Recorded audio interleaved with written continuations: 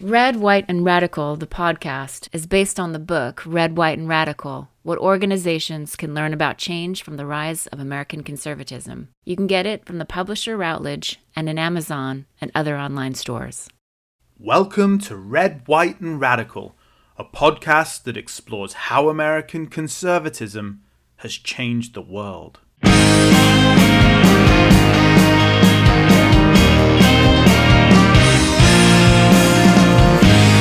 I'm Warwick Harnese, and this is Episode 2, Freedom.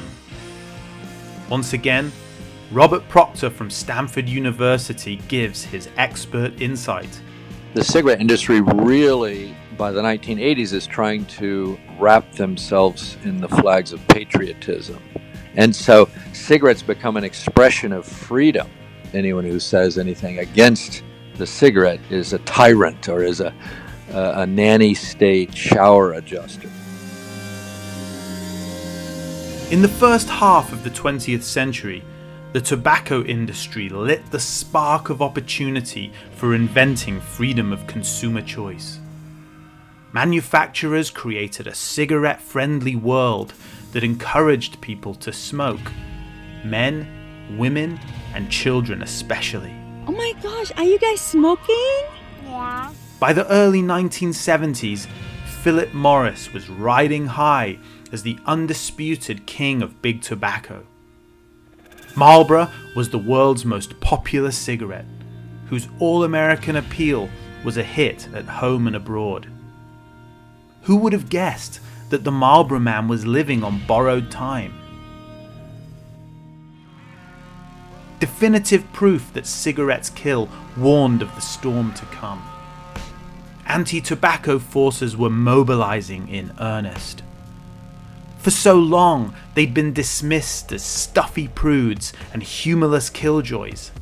Now, they had science on their side. Science sucks. From the 70s to the eve of the 21st century, the tobacco industry experienced a long, dark night of the soul. Every effort they made to protect their business was challenged. Yet it was an existential crisis from which big tobacco pulled off an amazing great escape. In the process, they changed consumer culture for good. The irony is that at the same time the cigarette industry is pushing personal choice, they're also manipulating the nicotine to make it maximally addictive. And that creates a whole new world. And again, personal choice is all about putting the agency in the hands of the individual consumer and exonerating the manufacturer from any responsibility. And that's been the long arc of their strategy, is to make the maker of cigarettes, the manufacturers, invisible. And very few people can even tell you where the cigarette factories are, either in England or in America.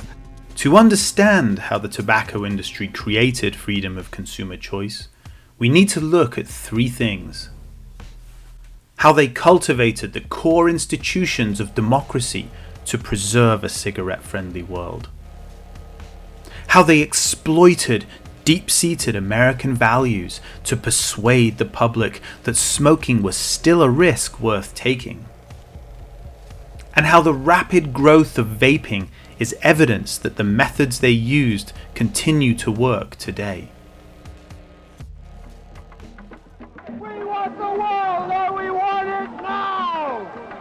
It was the 1960s and revolution was in the air. Civil rights and women's liberation campaigners, anti-Vietnam War protesters, and advocates for greater consumer protections all believed that to build a better society, American capitalism had to be tamed. It's very simple. The street belongs to us. These movements started out as scrappy collectives of grassroots activists with an instinct for provocative slogans. But as the decade progressed, they became well-run organizations that knew how to use the courts to secure legal rights for their causes, and how to spin the media so they would stay at the forefront of the national news. You are in violation of law.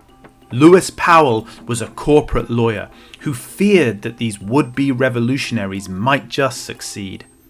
In 1971, he feverishly wrote a paper outlining how the business world should protect itself. He argued that American free enterprise could only mount a resistance if they had more influence inside the core institutions of democracy: academia, the media, and government. No thoughtful person can question that the American economic system is under broad attack. The most disquieting voices joining the chorus of criticism come from the perfectly respectable elements of society, from the college campus, the pulpit, the media, the intellectual and literary journals, the arts and sciences, and from politicians. For Powell, it was personal. He was a director on the Philip Morris board and convinced that academia and the media were conspiring with the federal government to outlaw smoking. There's no question what the objective of the other side of this debate is trying to do. Their objective is to put us out of business. He urged Big Tobacco to forge strategic partnerships with these influential and respectable elements of society. He was saying, to survive, we have to sleep with the enemy. This was easier said than done. In times of war and revolution, people get paranoid. Big Tobacco could hardly just offer to compromise with the opposition. They needed a Trojan horse to help them infiltrate the institutions of democracy that had sided with the anti-tobacco troops. They also needed an entry point, a weak spot in their opponent's defenses through which the horse could charge. The weak spot was easy enough to find: money. Government and academia never had enough. Big Tobacco had more of it than almost any other industry. And the media loved Big Tobacco's advertising dollars. They really go far upstream. They don't want to, as they say, influence the media. They say they have to become the media. Everything they're doing is very high up. They're influencing states, they're influencing governments, corrupting governments, basically creating a cigarette-friendly world that allows them to keep selling cigarettes unimpeded. Governments got so much tax revenue from tobacco that for all their posturing, they were loath to restrict cigarette sales. What they really wanted was to make it safer to smoke. So, pledging research funds, the tobacco industry began collaborating with the US Public Health Service. The outcome was heralded as a scientific breakthrough: low-tar cigarettes. The Surgeon General could now officially recommend that people switch from, say, Marlboro Reds to Marlboro Lights for a healthier smoke. Science seemed to be working for tobacco, at least on the face of it. Big Tobacco knew they were living on borrowed time.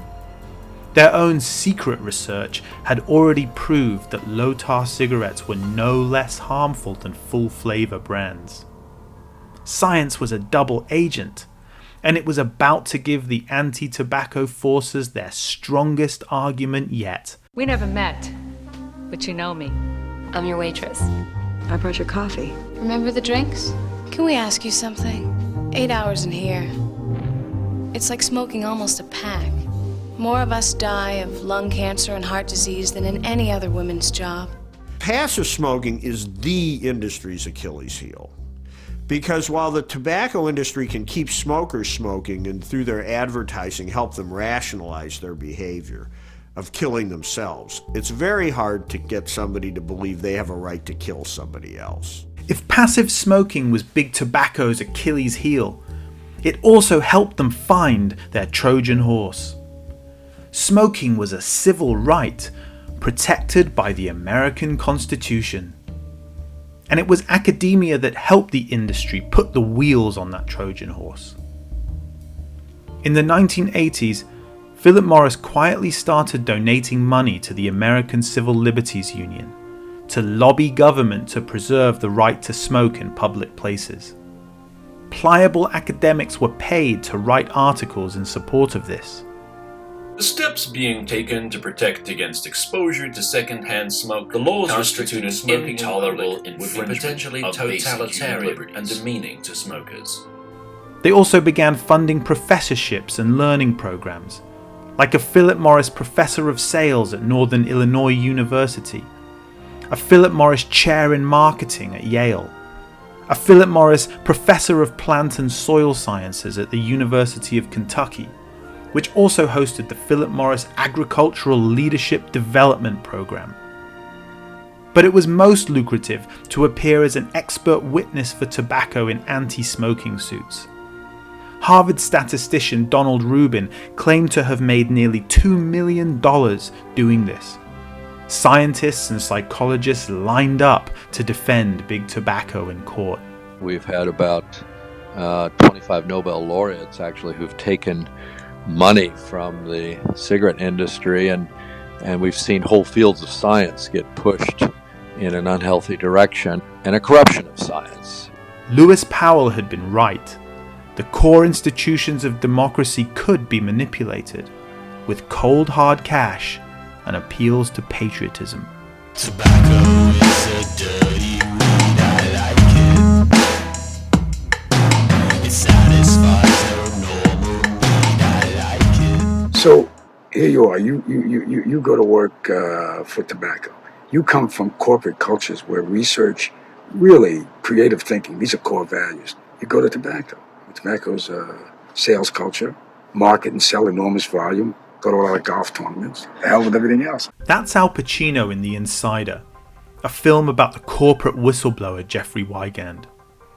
Wigand was a biochemist who went to work for the tobacco firm Brown & Williamson after a career in the healthcare industry. Pacino plays Lowell Bergman, a TV producer who helps Wigand tell his story of intimidation by big tobacco. In that dialogue, Bergman's talking about the culture shock that Wigand must have felt on his move from healthcare to tobacco. But what he's really saying is something like this. When it comes to smoking, science is irrelevant. There's something so literally and metaphorically intoxicating about the habit that it transcends logic. For as long as there have been cigarettes, there have been anti-smoking activists.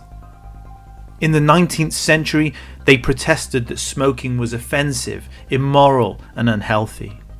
They didn't understand the science of addiction, nor could they prove that it caused disease.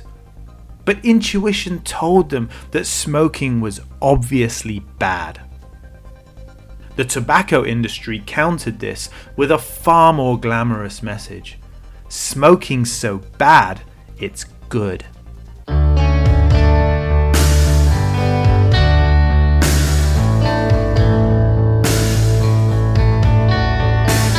Richard Klein, once a heavy smoker himself, agreed. Klein found a word to explain it. Cigarettes were sublime. The sublime, as distinct from the merely beautiful, affords a negative pleasure because it is accompanied by a moment of pain. He wasn't being facetious. How else can you explain why so many people love a thing that tastes nasty and makes us sick? Smoking is a form of sadomasochism. My mother smoked. He was the first kid to date and girls. when she smoked, she looked so elegant and devil The draw may for care. me was the badness She thought people who didn't and smoke the adultness of it. Kinda gutless. Big Tobacco had spent the better part of a century mastering the art of manipulating people's sadomasochistic urges. One lesson stood out above all. Democratic public debate encouraged this societal sadomasochism. The more smoking was talked about, the easier it was to preserve a cigarette-friendly world.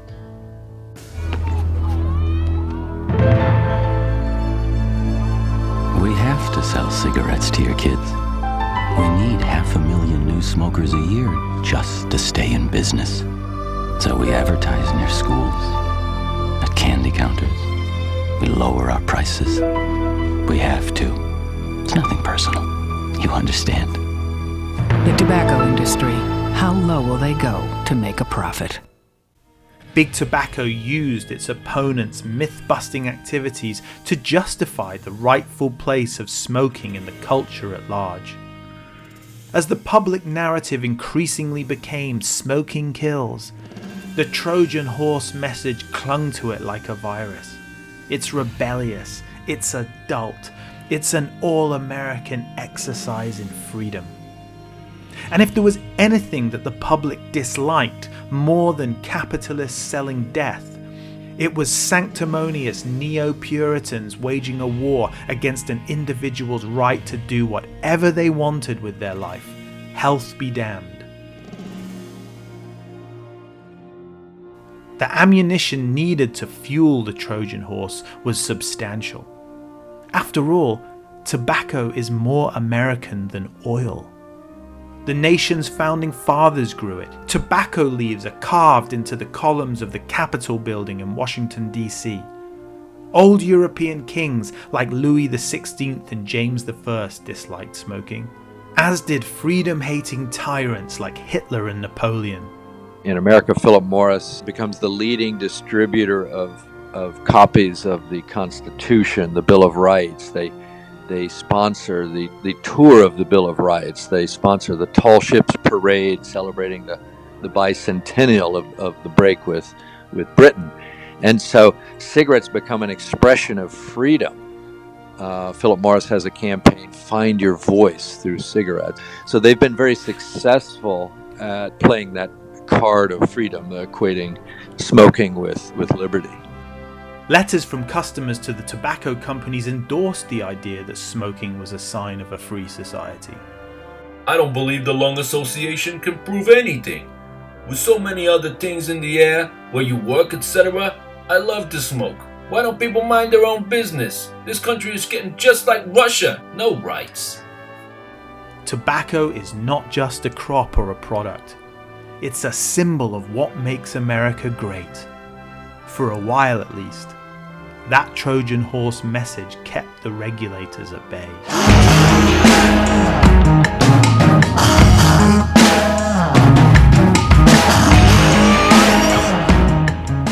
As the anti-smoking lobby gathered force in the 1990s, the Trojan horse became increasingly unsteady.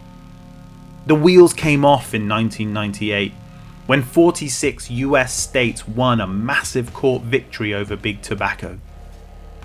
The master settlement, as it came to be known, required tobacco companies to reimburse the states for their past and future smoking-related healthcare costs, and to significantly curtail their advertising, particularly marketing aimed at children.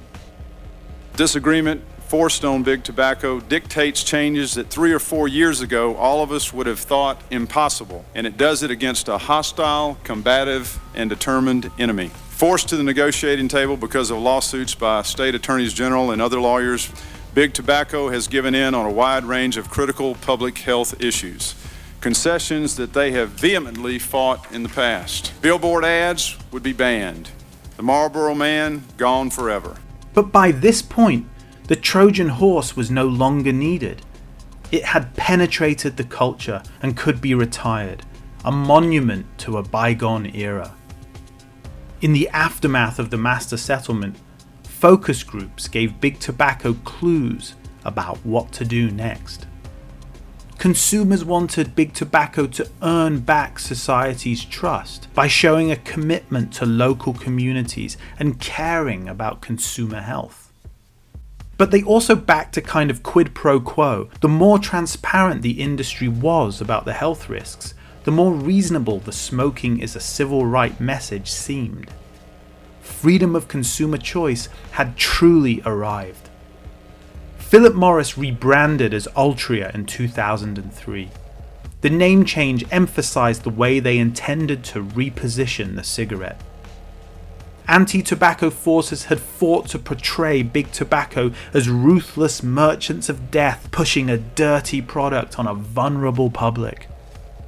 Altria's focus group tested counter-argument became that they supplied a clean, refined consumer good in response to market demand.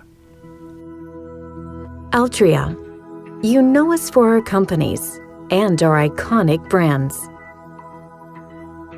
Look closer, and you can discover more about who we are and what we believe in, including our decades-long commitment to giving back to the places where we live and work and making lasting civic investments.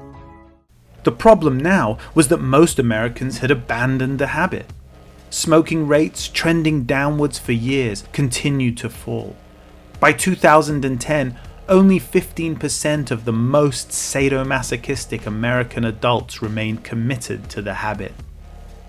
Once again, Big Tobacco needed a safe cigarette, a new product that fit the 21st century image of good, clean sex and rebellion. 10 years after the master settlement, that product arrived.